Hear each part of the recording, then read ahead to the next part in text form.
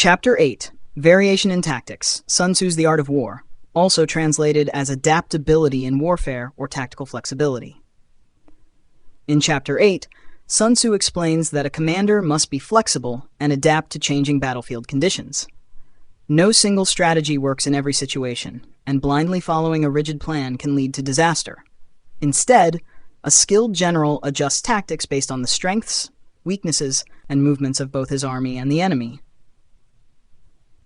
The key lesson of this chapter is, victory belongs to the commander who can recognize shifting circumstances and modify his tactics accordingly.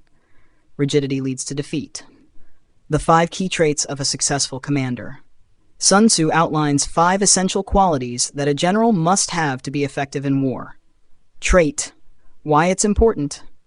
Example. 1. Wisdom. A wise leader knows when to attack, retreat, or wait. Alexander the Great carefully studied the terrain and enemy before making decisions. 2. Sincerity. Troops must trust their leader completely. Julius Caesar's soldiers followed him even in the harshest conditions. 3. Humanity. A good general cares for his men and keeps morale high. Napoleon ensured his soldiers had food and supplies, which kept them loyal. 4. Courage. Hesitation leads to defeat. A general must act decisively. Genghis Khan took bold risks that led to massive victories. 5. Discipline. Without discipline, an army becomes chaotic and weak. The Roman legions maintained strict order, making them nearly invincible. Opposite lesson. A commander who lacks these traits will make critical mistakes that can cost an entire campaign. The 6 situations where tactical adaptation is critical. Sun Tzu identifies 6 specific battlefield conditions where a general must change his strategy to avoid disaster. Condition. Solution. 1. Fighting on difficult terrain. A poorly placed army suffers from exhaustion and low morale. Move to higher ground, secure supply routes, and avoid unnecessary fighting. 2. Enemy strength is unclear. Attacking blindly leads to ambush or defeat. Use spies and scouts to gather intelligence before acting. 3. Troops are undisciplined or disorganized. Disorder leads to loss of control and panic. Strictly enforce discipline and keep formations tight. 4. Officers are weak or unmotivated. Weak leadership causes confusion and hesitation.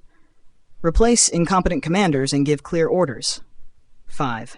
The army is overconfident. Overconfidence leads to reckless attacks. Remind soldiers that every battle must be fought wisely. 6. The enemy is desperate. A desperate opponent will fight with extreme aggression. Do not corner an enemy without offering them a way to escape. 3. The 5 ways a commander can cause his own defeat. Sun Tzu warns that a general's poor decisions are more dangerous than the enemy's strength. He lists 5 common mistakes that lead to disaster. Mistake. Consequence. Historical example. 1. Recklessness. Rushing into battle without planning leads to heavy losses. General Custer's reckless attack at Little Bighorn, 1876, resulted in total annihilation. 2. Cowardice. Hesitation gives the enemy the upper hand. At the Battle of Austerlitz, 1805, the Allied hesitation allowed Napoleon to crush them. 3. Hot temper. Acting out of anger leads to bad decisions. The Persian king Xerxes attacked Greece out of rage and suffered defeat at Salamis, 480 BCE. 4. Lack of discipline. An undisciplined army falls apart. The Mongols crushed undisciplined European armies by staying coordinated. 5. Over-attachment to one strategy. A predictable general is easy to defeat.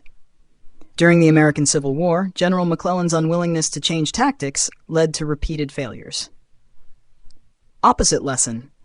A great commander avoids these mistakes by constantly evaluating the situation and adapting to new challenges. 4. The 3 factors that dictate when to change tactics. Sun Tzu emphasizes that tactical changes must be based on rational analysis, not emotion. He highlights 3 key factors that determine whether to adjust a strategy. 4.1. The enemy's condition. If the enemy is tired, hungry, or poorly supplied, attack aggressively. If the enemy is well prepared and expecting battle, delay the fight or change location.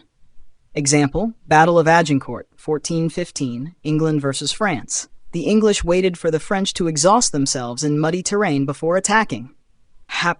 4.2 Your own army's readiness. If morale is low, forcing a battle is dangerous.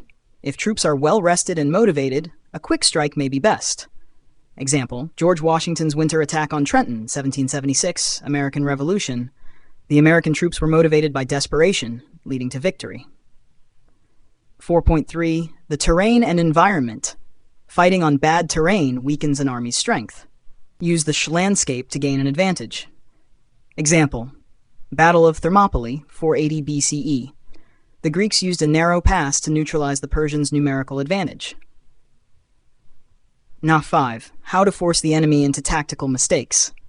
Sun Tzu explains that a skilled general not only adapts his own tactics, but also manipulates the enemy into making mistakes. Method, how it works. 1. Create false openings. Lure the enemy into attacking where you are strongest. The Mongols feigned retreats to trick enemies into chasing them. 2. Force the enemy to move first. The side that moves first often exposes weaknesses. Napoleon forced his enemies into attacking before they were ready. 3. Exhaust the enemy. Long marches and lack of supplies will weaken an enemy before battle. Mao Zedong's forces wore down opponents through guerrilla tactics. 4. Spread disinformation. Misinformation causes confusion and miscalculations. The Allies used deception tactics before the D-Day invasion. Opposite lesson. If a commander fails to recognize deception, they will be manipulated into bad decisions. 6. Key takeaways from Chapter 8. 1. Adaptability is the key to victory. No plan works forever. A great general adjusts to new conditions. 2. A commander's mindset is crucial. Wisdom, sincerity, humanity, courage, and discipline are the 5 qualities of a successful leader. 3. Certain situations require immediate tactical changes. Terrain, enemy strength, and troop readiness must be considered before making a move. 4. A general's mistakes are deadlier than the enemy. Recklessness, hesitation, anger, poor discipline, and rigid thinking can destroy an army. 5. Use deception and psychological warfare. Tricking the enemy into mistakes is as important as fighting itself. Conclusion. Chapter 8, Variation in Tactics, teaches that war is not just about strategy, it's about adaptation. A rigid general is doomed to fail, while a flexible commander responds to shifting conditions and forces the enemy into disadvantageous positions. True mastery in war comes not from memorizing tactics, but from knowing when and how to change them.